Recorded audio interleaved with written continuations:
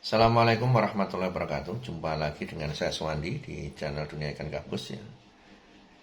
Pada kesempatan hari ini kita masih menjawab pertanyaan-pertanyaan yang sudah masuk chat di 081 665 8779 ya. Tanya-tanya seputar masalah budidaya ikan gabus. Mulai dari pembibitan, pembesaran, kemudian pemasaran dan pengolahan.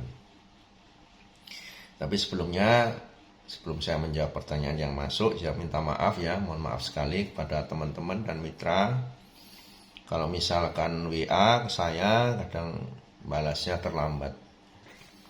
Kadang bisa setengah hari belum dibalas, WA pagi, balasnya besok pagi. WA pagi, balasnya besoknya pagi lagi. Nah ini mohon maaf sekali, jadi kadang aktivitas saya sering nyetir keluar kota. Kadang kalau belum waktu istirahat yang agak panjang, saya belum akan membalas WA-nya. Kadang belum sampai rumah pun kadang belum bisa saya balas. Jadi mohon maaf kalau sampai kadang WA-nya kok Pak nanti balasnya kok lama ya. Kadang 1 hari, kadang 1 hari lebih, bahkan bisa 2 hari belum dibalas. Mohon maaf ya sebelumnya, terkait dengan aktivitas saya yang sering keluyuran ya di lapangan, nyetir sendiri ya. Jadi saya mohon maaf sekali kepada semuanya ya. Baik, pertanyaan yang pertama ini dari Hafiz yang ada di Kalasan. Assalamualaikum Pak Suwandi. Perkenalkan, saya Hafiz dari Kalasan ya. Jadi baru beberapa hari ini saya lihat channelnya Pak Suwandi tentang ikan gabus di YouTube. Dan saya tertarik untuk belajar membudidayakannya. Pertanyaannya, harga satu pasang induk ikan gabus berapa? Apakah Bapak menjual? Kemudian apakah bisa proses pemijahan dilakukan di dalam ember kapasitas 80 liter? Sebelumnya terima kasih. Assalamualaikum. Semoga Pak Suwandi sehat selalu, sukses dunia akhirat. Amin. Kepada Mas Hafiz yang ada di Kalasan, kita memang tidak mengejar indukan saat ini.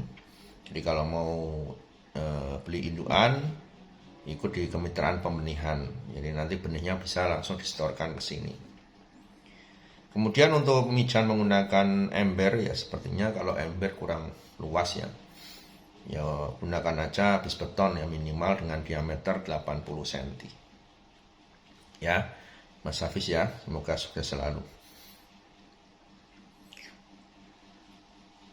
Berikutnya pertanyaan dari Pak Rudi di Palangkaraya. Assalamualaikum, selamat siang Pak Suwandi. Saya Rudi dari Palangkaraya. Izin bertanya Pak, ikan gabus hasil tangkapan alam yang luka bagian mata bekas kail, apakah bisa Pak dijadikan buat indukan? Ya, dan apakah semua jenis ikan gabus cara membedakan sama seperti yang di video Bapak? Kebetulan di sini banyak Channa Marulioides ya. Terima kasih banyak Pak. Untuk Mas Rudi yang ada di Palangkaraya, ikan gabus dari tangkapan alam itu entah kena kail, entah kena tangkap bubu atau jaring, yang penting dia bisa selamat dan tidak luka, sembuh luka-lukanya, bisa dijadikan induk ya. Yang penting ikannya sudah dewasa, minimal berat di atas ya 500 ke atas ya, 5 on ke atas sudah bisa dijadikan untuk induk ya. Kemudian cara membedakan semua jenis Channa, jenis apapun Channanya itu, ikan gabus jenis apapun itu hampir sama saja kelaminnya. Hanya memang bedanya dari sisi fisik, ada yang bisa besar, ada yang tidak. Tapi cara membedakan kelamin jantan betinanya itu sama. Karena saya pernah memijahkan kurang lebih dari 10 spesies itu pernah saya pijahkan. Jadi sama, tidak ada perbedaannya. Baik, pertanyaan berikutnya ini dari Haji Adi Hasan yang ada di Kuningan ya, Haji Adi Hasan yang ada di Kuningan. Mohon info harga dan ukurannya Pak. Ya, ukuran ikan gabus. Mohon info harga dengan ukurannya Pak. Jika cocok insya Allah saya pesan. Oh, ini yang ditanyakan mungkin ukuran bibit ya Pak ya. untuk Pak Haji Ade Hasan ya. Karena di sini mohon info harga dengan ukurannya. Jadi jika cocok saya pesan. Ya jadi untuk ukuran bibit itu memang yang umur 2 bulan itu ukuran 67 ya, 67 cm. Ya, untuk yang bibit ya.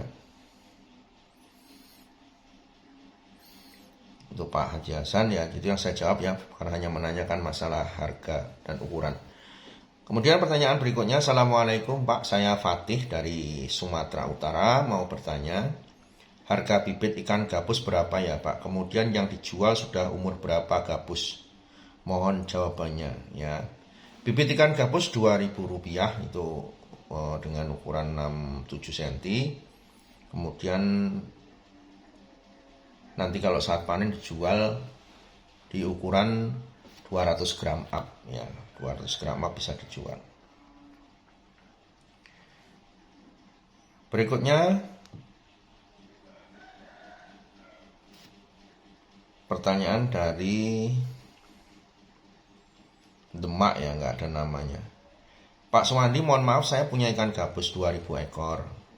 Untuk sementara 1 kilo isi 9. Saya berambisi membesarkan 1 kilo isi 2. Bapak Suwandi, apakah benar bisa membeli ikan gabus saya? Insya Allah tahun depan sudah ready Pak. Saya lokasi di Demak ya. Dan apakah benar 1 kilo isi 2 harga 90.000? Dan apakah kedepannya harganya masih segitu Pak? Jadi untuk masalah harga ikan gabus konsumsi, kalau yang bukan dari mitra memang kita membeli dengan ukuran yang paling tidak 500 gram up ya. Jadi 500 gram up itu bisa dijual ke sini ya.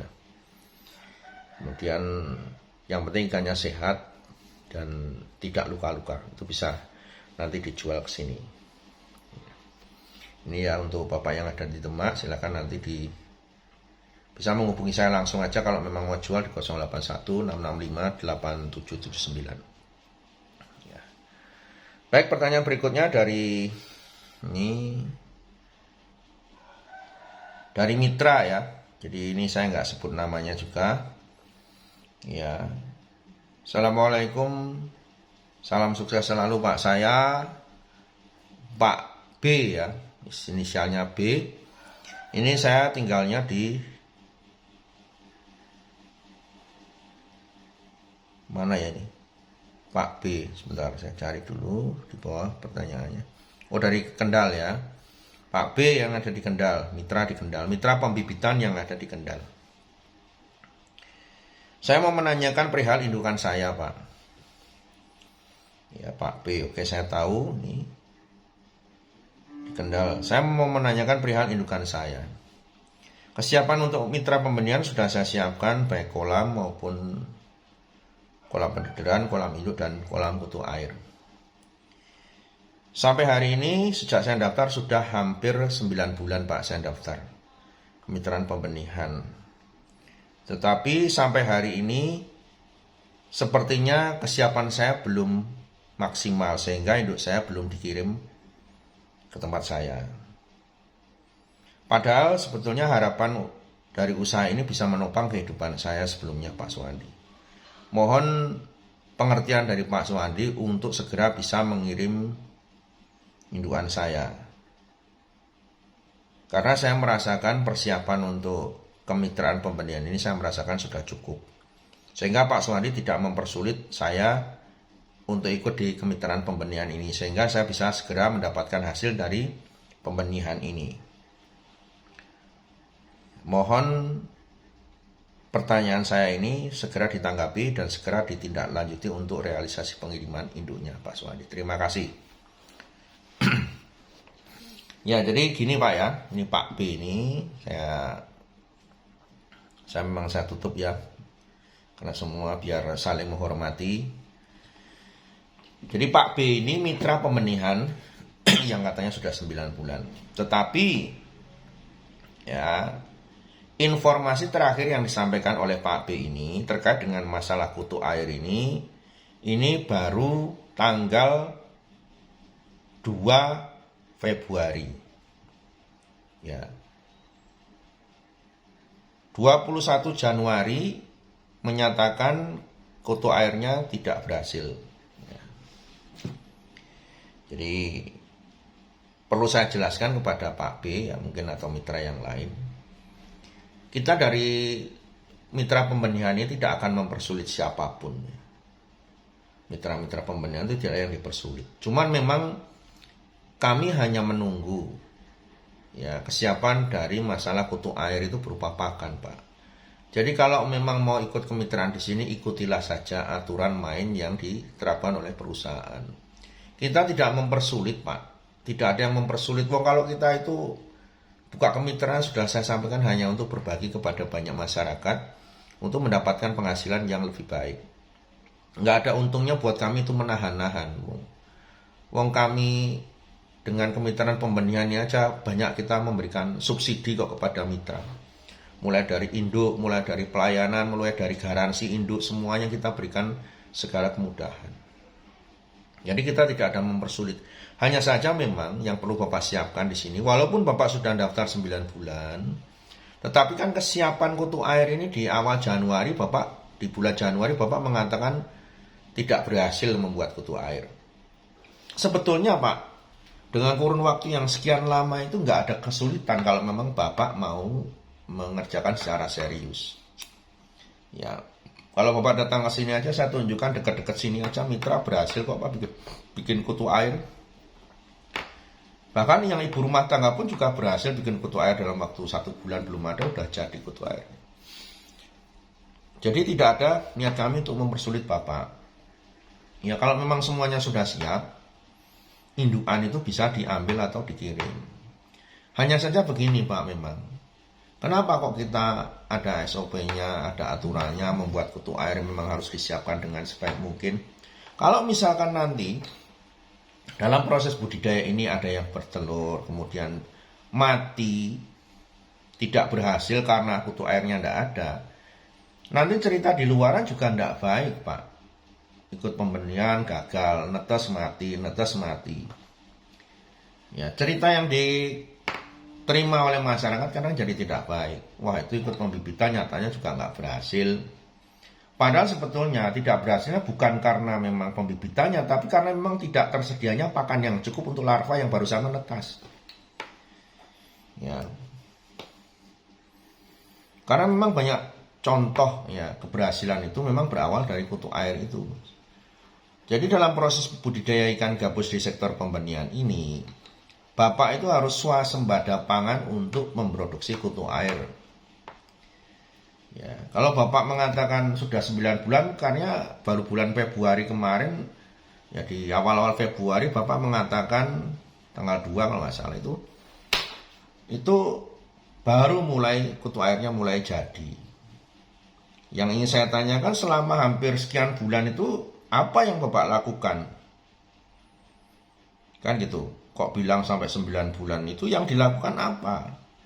Padahal untuk memproduksi kutu air itu nggak sampai butuh waktu 1 bulan pun sudah jadi sebetulnya. Nah ini yang saya tidak tahu intern Bapak di sana. Tapi yang jelas kami tidak akan mempersulit ya masalah kemitraan pembenihan ini. Hanya saja memang kalau Bapak sudah komitmen menjadi mitra pembenihan, ya tentunya ikuti saja aturan main yang ada. Kalau suruh bikin kutir, ya bikin kutir. Produksi yang banyak. Karena keberhasilan di sektor budidaya ini, di pembenihan ini yang paling banyak untuk meningkatkan keberhasilan adalah juga dari adanya kutu air, Pak. Ya, contoh kemarin di sini aja ada ya mitra pembenihan. Inisialnya D, Pak D gitu ya. Ini bisa ditemui di sini juga. Indukan datang, ya kan. Kemudian apa? Kutu air yang disiapkan itu ternyata tidak mencukupi. Saya bilang ini ditambah lagi. Ternyata apa? Iya, nanti dibuat lagi. Di luar dugaan, induk yang dikirim itu 1 bulan pertama itu yang bertelur 9 pasang. Walaupun tidak bersamaan.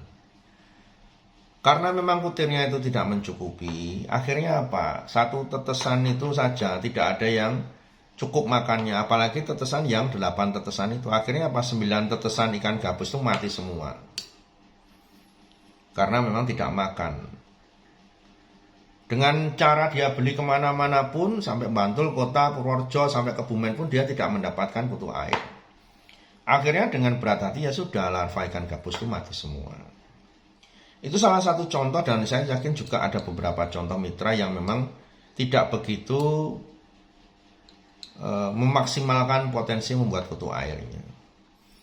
Karena kehidupan di awal larva itu 15 hari pertama itu tetap bagaimana caranya agar benihnya bagus memproduksi kutu air.